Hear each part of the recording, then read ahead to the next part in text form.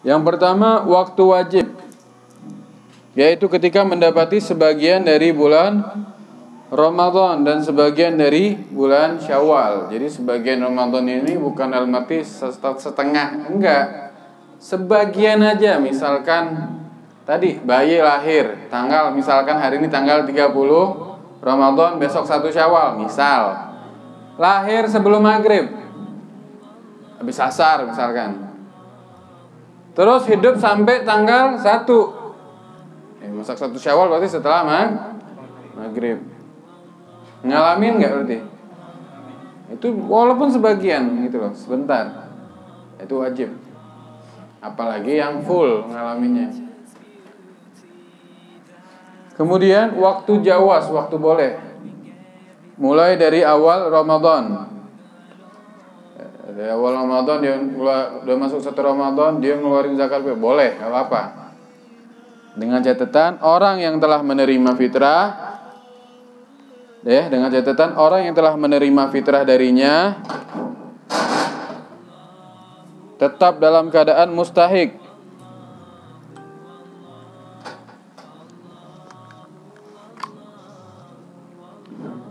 Jadi orang yang menerima fitrah darinya itu benar-benar dalam keadaan mustahik. Dalam arti emang itu orang benar-benar kategori orang yang berhak menerima zakat. Siapa yang menerima berhak zakat nanti dibahas. Dan mukim saat waktu wajib. Jadi bukan berpergian. Yang menerima zakat tadi itu orangnya mukim. Beb, dari tanggal 1 Ramadan ngeluarin zakat fitrah, boleh apa enggak? Boleh. Tapi dia bukan waktu fadilah, bukan waktu utama. Dengan catatan apa? Yang dia kasih tadi emang benar-benar orang yang berhak menerima zakat. Yaitu 8 orang itu, siapa saja? Orang fakir, miskin, orang amil zakat. Ya. Tapi amil zakat di zakat fitrah ini nanti kalau ada amil bukan termasuk amil yang seperti di zakat biasa. Zakat mal, bukan. Ya, nanti kita bahas tuh bagaimana pengurus zakat fitrah. Ini penting, banyak orang salah kaprah. Jadi 8 orang yang berhak menerima zakat tadi, orang fakir, orang miskin, orang amil zakat. Ya, amil tuh yang ngurusin masalah zakat, zakat biasa, zakat nih, bukan zakat fitrah loh ya. Terus siapa lagi? Orang mu'alaf, ya baru masuk Islam, orang yang punya utang. Orang yang punya utang ini bukan karena utang untuk bisnis, tapi untuk dirinya atau untuk kepentingan orang lain. Nanti dibahas di bab zakat nanti. 6 orang yang berpergian, musafir. Terus orang yang berjihad di jalannya Allah. Yang terakhir 8 yaitu budak ya. Nah, 8 orang ini salah satu kriteria orang yang berhak menerima zakat fitrah.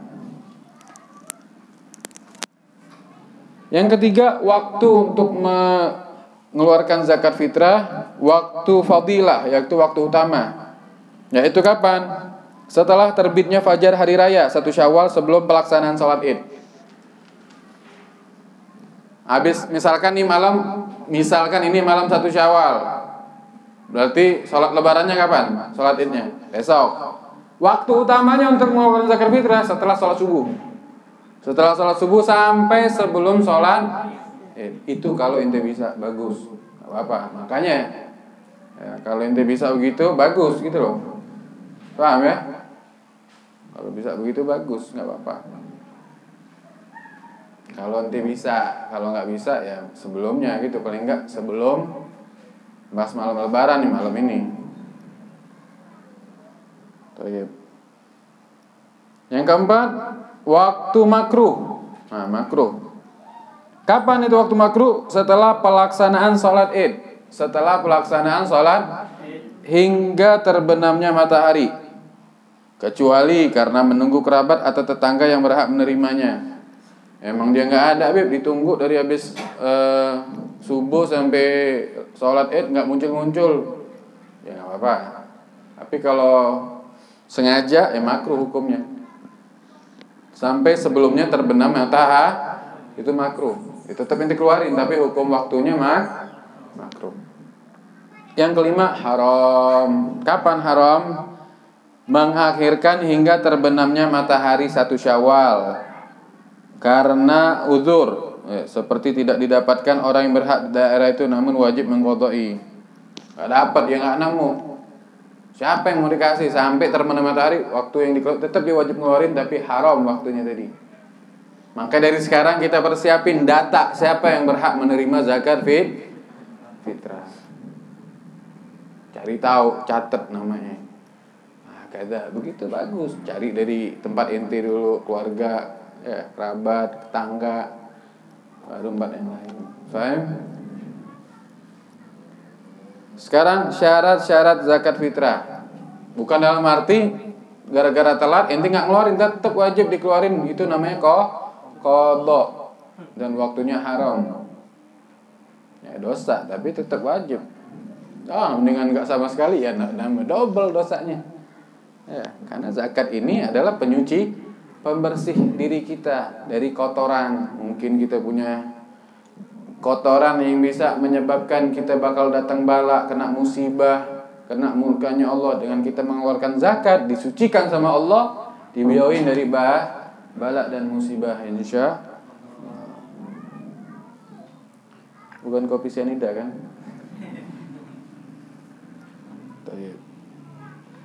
Sekarang syarat-syarat sah zakat fitrah. Yang pertama, niat, ya. Niat ini wajib dalam hati. Sunnah melafadzkannya dalam madhab Syafi'i. Jadi nanti kita bahas tuh, kita buka nanti pelajaran kita. Ya, niat ini tempatnya di dalam hati. Melafadzkan niat itu hukumnya begitu juga zakat fitrah. Nah, di sini diajarin niat untuk fitrah diri sendiri. Nawaitu an ukhrija zakatal fitri an nafsi lillahi ta'ala. Nah, entas ente mau ngeluarin zakat fitrah untuk diri ente sendiri, itu niatnya tadi. Nawaitu an ukhrija zakatal fitri an nafsi lillahi, ngucapin sunnah. Taruh niat yang kita ucapin tadi, taruh di dalam Jadi kata hati kita ngikutin apa yang kita ucapkan tadi. Nawaitu zakat fitri an ukhrija lillahi ta'ala, hatinya kosong, enggak sah. Dia diam tapi hatinya berkata seperti yang tadi dibicarakan, sah tetap. Kenapa? Letak posisi sah niat itu di dalam yang tahu hanya Allah. Baik, paham ya? Kayak sekarang hatinya ada yang berkata, lapar.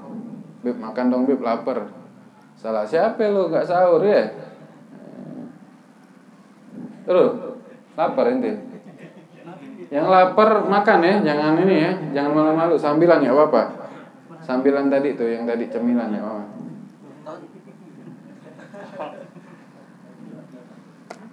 Taib. Kalau untuk itu untuk diri sendiri. Kalau untuk niat untuk zakat fitrah orang lain, seperti buat anak, istri, orang tua, ya pembantu, tadi misalkan dibahas tadi itu orang-orang yang wajib dinafkahin. Maka bagaimana tuh lihat? Nawaitu an ukhrija zakatul fitri an fulan aw fulana lillahi ta'ala. Ya, an fulan itu ganti nama. Ya, an fulan berarti untuk laki, kalau fulana perempuan. Misalkan Fauzi mau ngeluarin zakat fitrah buat adeknya, Tony. Ya. Nawaitu an ukhrija zakatul fitri an syaitani, misalkan. Lillahi ta'ala. Bukan Fauzi ini, yang lain. Ya. Namanya Syaiton misalkan. Apa ini mah bukan namanya siapa sini? Sultan, An Sultan misalkan. An Sultani, ya. Lillahi. Kalau perempuan berarti nawaitu an ukhrija zakatul fitri an sultana, ya. Lillahi. Paham? Taib, nih ada catatan. Anak yang sudah balik mampu secara fisik. Tony udah balik belum? Bener. Udah balik. Mampu dia secara fisik, tidak wajib bagi. Mampu secara fisik maksudnya dia nggak sakit, dia nggak lumpuh, sehat walafiat, bisa kerja, bisa nyari duit. Tidak wajib bagi orang tua mengeluarkan zakat fitrahnya. Nggak wajib. Oleh karena itu, apabila orang tua hendak mengeluarkan zakat fitrah anak tersebut, maka caranya satu, mentamlikkan makanan pokok kepadanya, yaitu memberikan makanan pokok untuk fitrahnya agar diniatin anak nah, ini beras, ini punya kamu, tolong kamu niatin zakat faham? Atau yang kedua, mengeluarkan dengan seizin anak, ngeluarin bapaknya, Pak, nak, ini bapak ada zakat fitrah, saya izin ya mau ngeluarin zakat fitrah atas nama kamu. Atau pakai yang pertama tadi, nak, ini berasnya, coba kamu tolong kamu niatin buat zakat Jadi dikasih dulu, kemudian suruh dia niat zakat Atau yang kedua, dia izin dulu sama anaknya tadi, nak, bapak mau ngeluarin zakat, bapak izin ya mau ngeluarin zakat atas nama kamu. Oh iya pak, nggak apa-apa, makasih. Nggak pakai izin, nggak sah. Paham? Mentang-mentang bapak main ngeluarin zakat fitrah aja, anaknya dewasa, balai, bisa kerja, mampu, nggak cacat, nggak ngomong-ngomong, mau ngeluarin aja, nggak sah itu zakat fitrah. Paham? Penting ini. Ini banyak orang nyepelehin.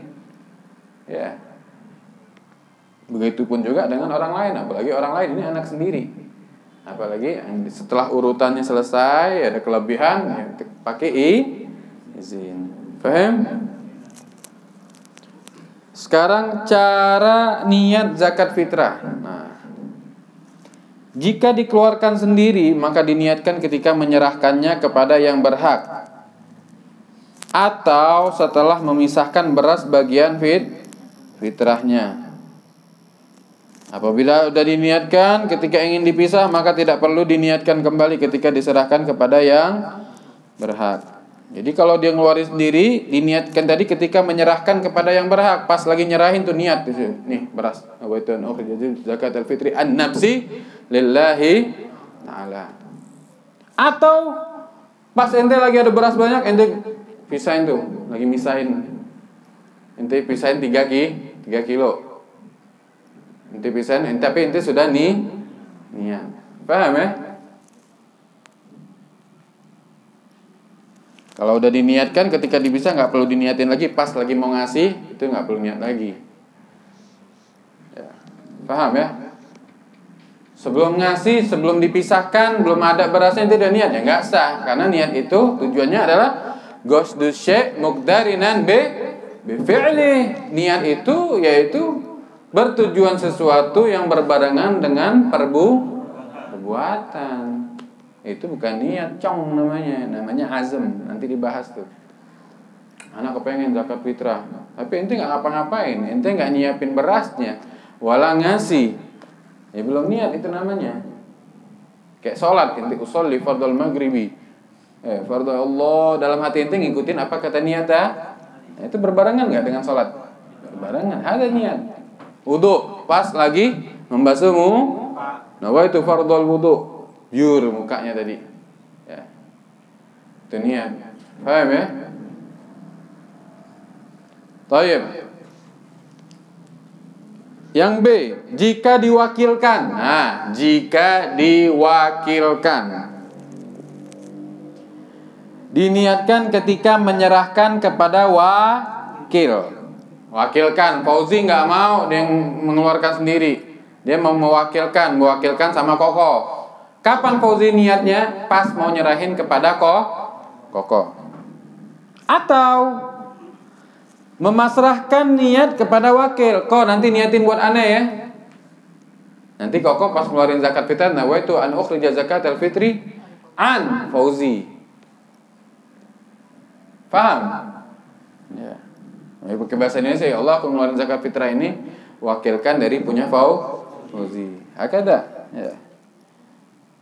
Apabila sudah diniatkan ketika menyerahkan kepada wakil, maka tidak wajib bagi wakil untuk niat kembali ketika memberikan kepada yang berhak. Fauzi udah niat, pas mau nyerahin sama Koko, Fauzi sudah nih, Koko nggak wajib niatin lagi wakil buat Fauzi.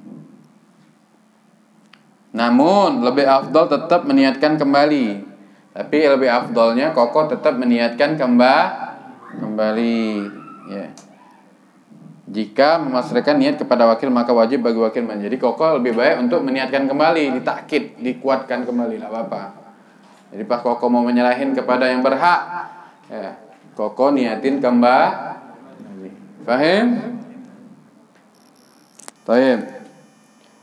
Sekarang kita bahas menyerahkan kepada orang yang berhak menerima zakat, yaitu ada 8 golongan yang sudah maklum lah, 8 golongan tadi, orang fakir, orang miskin, amil zakat, terus orang yang punya utang, budak, orang yang berjihad fisabilillah, orang mu'allaf, terus orang musafir. Musafir juga bukan musafir yang maksiat, musafir yang ya mungkin karena pengen belajar atau pengen kerja, yang di situ ada unsur pahalanya.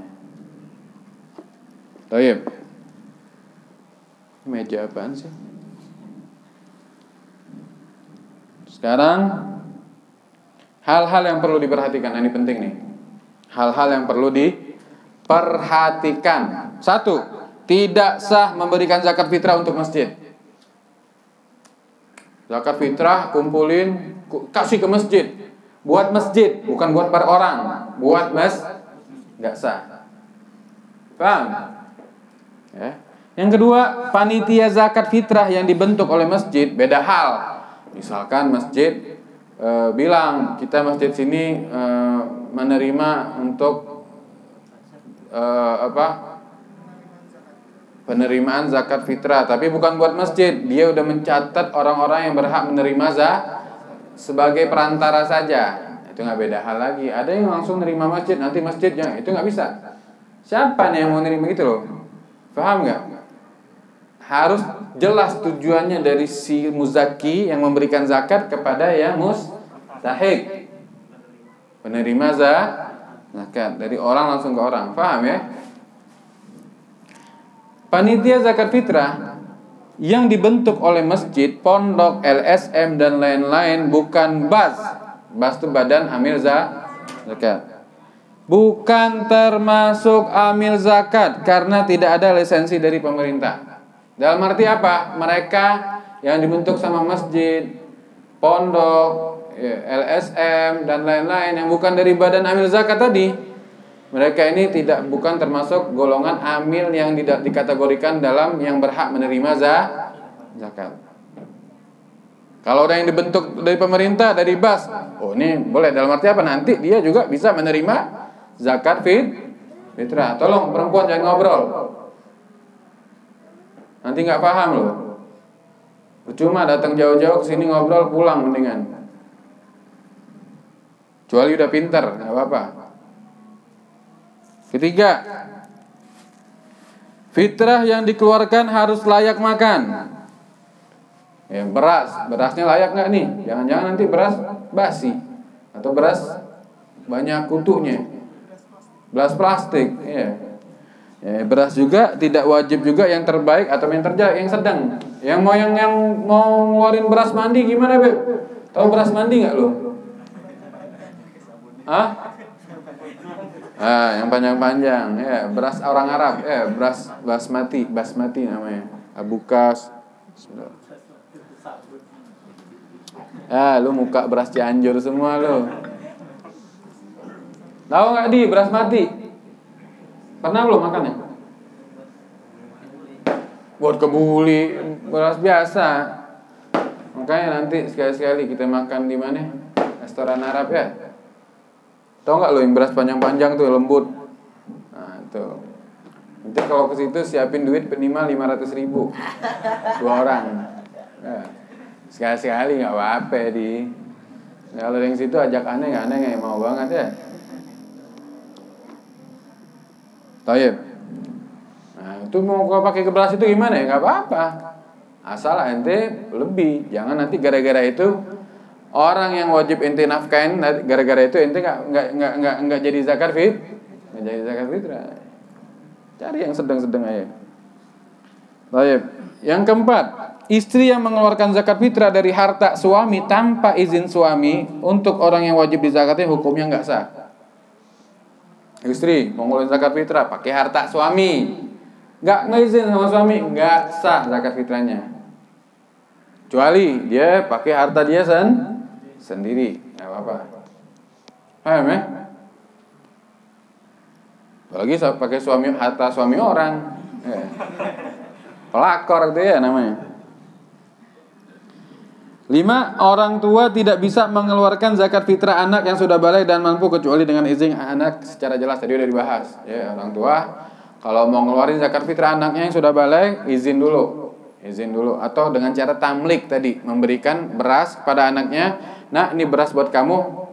Kamu niatin buat zakat fitrah. Itu boleh. Atau ya kalau dia mau niatin, si bapaknya mau niatin, bapaknya izin dulu sama anaknya tadi. Baik, zakat fitrah yang harus dibagikan pada penduduk daerah di mana ia berada di ketika terbenamnya matahari malam 1 Syawal. Apabila orang yang wajib dizakati berada di tempat yang berbeda, sebaiknya diwakilkan kepada orang lain yang tinggal di sana untuk niat dan membagikan fitrahnya. Jadi kalau ente mau zakat fitrah di mana tempat terbenam malam 1 Syawal itu ada, ente bagiin situ kalau bisa. Tapi kalau emang nggak ada juga orang di situ nggak ada tempat saya jauh tapi ente minta wakilkan sama ente di tempat ente tadi, biar nanti orang yang wakilkan tadi menzakatin fitrah buat ente. Faham nggak? Diwakilkan caranya macam-macam. Itu ada beras aneh ente, wakilkan ente buat zakat fitrah. Ada nih.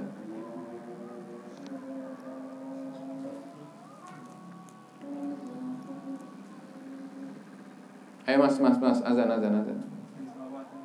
Oh, belum?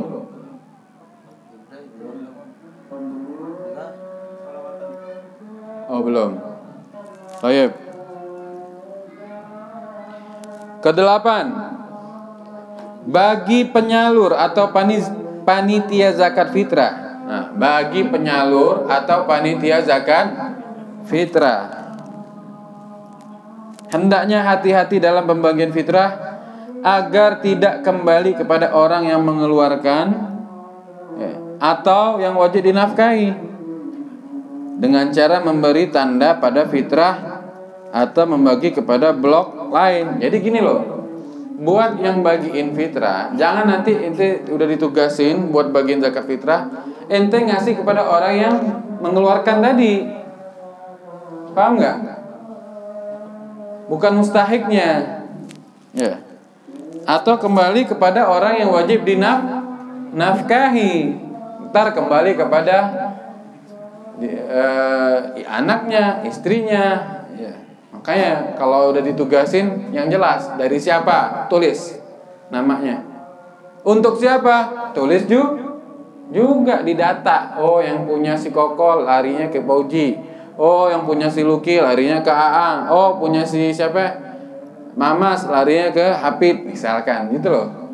Jadi dicatat biar jelas. Baik. Nomor berapa? 9. Mustahik atau orang yang berhak menerima zakat tetap wajib fitrah sekalipun dari hasil fitrah yang didapatkan jika dikategorikan mampu. Lihat, orang mustahik yaitu yang menerima zakat. Kalau dia ada kelebihan atau dikategorikan mampu, pada kapan? Pada tanggal 1 Syawal itu, malam lebaran nih sampai malam 2 Syawal. Misalkan tadi malam masuk maghrib 1 Syawal sampai besok maghrib, dia kategorikan mampu. Mampu di sini dalam arti ada lebih buat makan dia, buat tempat pakaian dia. Misalkan di mustahik tapi dia dapat zakat banyak. Dapat 100 kilo, wajib zakat. Jangankan 100 kilo, 10 kilo aja wajib. Walaupun dia mustahik, walaupun dia termasuk 8 golongan tadi, miskin, fakir. Kalau harta berasnya tadi itu berlimpah, maka wajib bagi dia untuk mengeluarkan zakat. Kepada siapa? Kepada yang lain. Anak ngasih dapat buat kakak anak aja deh. Ya lu balik-balik situ juga. Nah, kepada anak saya aja. Ya jangan cari orang lah. Hakikatnya Islam ngajarin berbagi itu indah. Indah apa enggak? Indah apa enggak? Indah mana? Permatasari. Mantan ente kok. Indah Islam itu, masya Allah, saling berbantu, saling berjamaah, saling memperhatikan mana yang belum dapat ya. Hakata Islam mestinya seperti itu. 10. Fitrah yang diberikan kepada kiai atau guru ngaji hukumnya tidak sah jika bukan termasuk. Lihat dulu, ini gurunya gimana? Ustadznya gimana? Kiai gimana? Termasuk nggak di 8 golongan mustahik tadi? Termasuk nggak di 8 golongan orang yang berhak menerima zakat? Lihat, ustadznya masya Allah tapi rumahnya mewah, mobilnya banyak, nggak dapat coy. Itu kategori orang mampu. Oh, dia emang nggak punya, Ustaz. Orang-orangnya begini ya, wajib nggak apa-apa. Paham ya? Dilihat dulu, ini Ustaz zaman sekarang banyak duit semua ya. Insya Allah. 10. Fitrah yang diberikan kepada kiai tadi udah ya.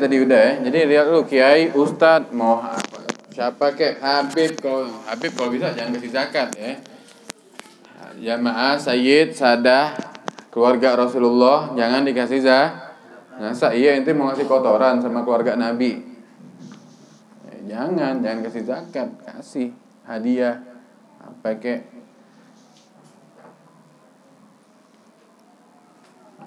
Kalau amannya nggak usah repot-repot ente ya. Catat rekeningannya aja. Nggak usah ngomong-ngomong. Bib alafu segini, udah ya.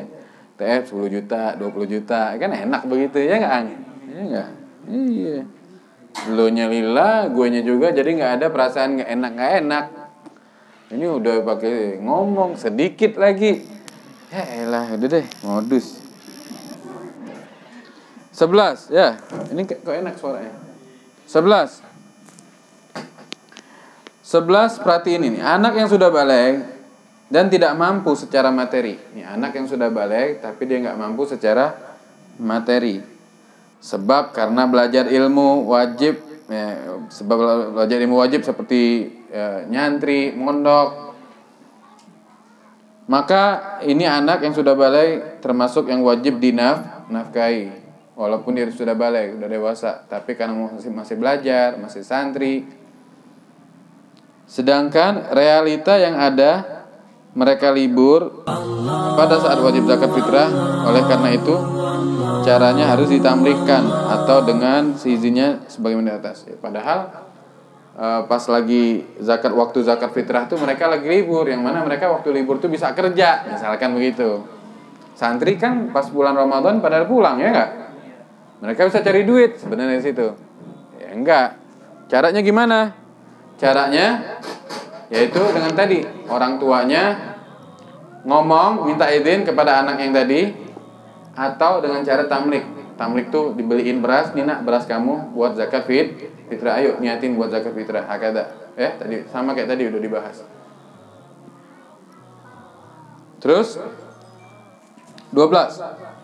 Ayah boleh meniatkan zakat fitrah seluruh keluarga yang wajib dinafkahi sekaligus. Boleh, ayah tadi niatin langsung sekaligus. Namun banyak terjadi kesalahan. Fitrah anak yang sudah balik dicampur dengan fitrah keluarga yang wajib dinafkahi. Yang demikian itu tidak sah untuk fitrah anak yang sudah balik. Oleh karena itu ayah harus memisah fitrah mereka untuk ditamlikan atau seizin mereka sebagaimana keterangan di atas. Jadi kalau misalkan si ayah tadi ngumpulin ya yang wajib dinafkahin, ada anaknya, istrinya dan lain-lain. Ada anaknya yang sudah balik, digabung, langsung diniatin semuanya buat tetap yang anak sudah balik tadi minta izin dulu. Niatnya minta izin dulu, atau dengan cara tamlik tadi, dibeliin beras, nah ayo niat kamu, udah niat udah gabung lagi nggak apa-apa, itu. Paham ya? Terakhir, fitrah dengan uang tidak sah menurut mazhab Imam Syafi'i. Pakai uang, diuangkan nih. Pakai uang aja kan lagi Covid sekarang, udah nggak usah ikut-ikutan gitu. Ikut Imam Syafi'i. Ikut pendapat Imam Syafi'i, pakai beras lebih aman. Lebih aman. Lagian kalau pakai duit nanti ujung-ujung nggak nyampe. Ya, gampang dicuri. Gampang dicuci nanti. Ya. pakai beras sudah, cari aman. Ada menurutnya ini anak ngikutin salaf aneh.